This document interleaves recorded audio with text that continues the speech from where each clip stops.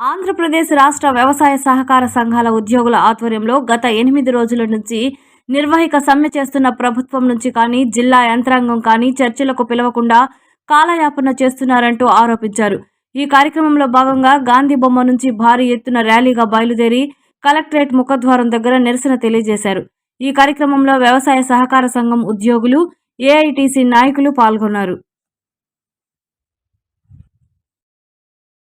Employees union general secretary Nellore జిల్లాకి అయితే మా ఈ న్యాయమైన డిమాండ్స్ పై గత 2 నెలలుగా వివిధ దశలలో ఆందోళన కార్యక్రమాలు చేస్తూ ఉన్నాము. అయినప్పటికీ కానీ ప్రభుత్వం కానీ ఉన్నతాధికారులు కానీ స్పందించకుండా మమ్మల్ని ఈ విధంగా వీధుల పాలు చేసి ఏ విధమైన చర్చలకు ఆహ్వానించకుండా చాలా నిరంకుశంగా వ్యవహరిస్తున్నారు. అందుకని మేము ఈరోజు ఈ ర్యాలీ ప్రోగ్రాం ఈ నెల్లూరులో ఏర్పాటు చేయడం జరిగింది. అదేవిధంగా మా న్యాయమైన కోరికలు ఏమనగా హెచ్ఆర్ పాలసీని 2019లో జారీ చేసి ఇప్పటికీ కూడా దాన్ని పూర్తి స్థాయిలో అమలు చేయక చాలా ఇబ్బందులు పాలు చేస్తున్నారు.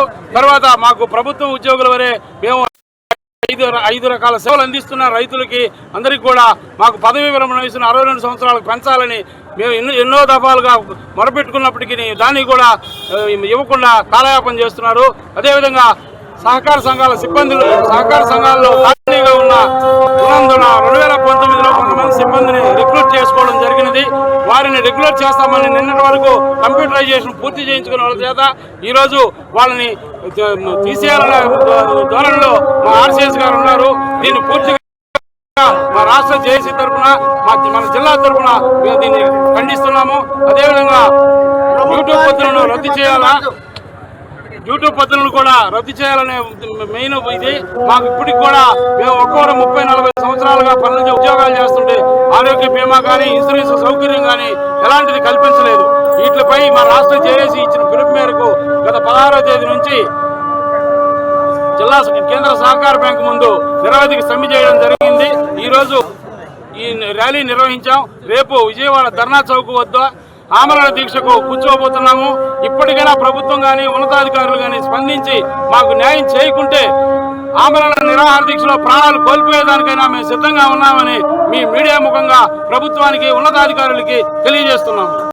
ఏఐటీసీ జిల్లా ప్రధాన కార్యదర్శి, రాష్ట్ర నాయకులు ఈరోజు జేఏసీ సమక్షంలో సహకార సంఘం బ్యాంకు ఉద్యోగస్తులందరూ ఈ విధంగా రాష్ట్ర వ్యాప్తంగా జరిగే కార్యక్రమంలో భాగంగా ఈరోజు నెల్లూరులో ర్యాలీ నిర్వహించడం జరిగింది. ఒకటి ఈ రాష్ట్ర కేంద్ర ప్రభుత్వాలను అడుగుతా ఉన్నాం. రాజ్యాంగం కల్పించిన కనీస హక్కులను కూడా మీరు నెరవేర్చలేనటువంటి దుర్మార్గమైన పరిస్థితుల్లో మీరు ఉన్నప్పుడు మీరు బేషరతుగా మీరు పదవి దిగిపోయి మీరు మళ్ళీ ఎలక్షన్స్కి వెళ్లాల్సిన పరిస్థితి ఆసన్నం అవుతా ఉంది. మీరు జమిలీ అంటున్నారు, జమిలీ దాకా కూడా ప్రజలాగే పరిస్థితి లేరు. ప్రతి ఒక్క రంగంలో కూడా అన్ని దిగి నిరాహార దీక్షలు జరుగుతూ ఉన్నాయి. ముఖ్యంగా బాబాసాహెబ్ అంబేద్కర్ గారు రాసిన రాజ్యాంగంలో ఒక ఎంప్లాయీకి ఉద్యోగం ఇస్తున్నప్పుడు 180 రోజులు వాళ్ళు పనిచేస్తే వాళ్ళకి రాజ్యాంగం కల్పించే హక్కులన్నీ కూడా వాళ్ళకి ఆటోమేటిక్గా వర్తించాలి కానివ్వండి.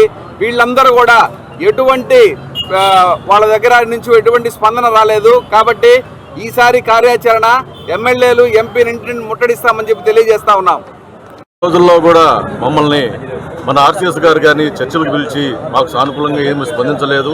ఈ రోజున మన కలెక్టర్ మన గాంధీ బొమ్మ కాడి నుంచి మన మద్రాసు బస్ స్టాండ్ కాడి దాకా, అక్కడి నుంచి కలెక్టర్ ఆఫీస్ కాడి నుంచి కలెక్టర్ ఆఫీస్ వరకు, కలెక్టర్ ఆఫీస్ నుంచి మద్రాసు బస్ స్టాండ్ మీద మన గాంధీ బొమ్మ వరకు ర్యాలీ నిర్వహించడం జరిగింది.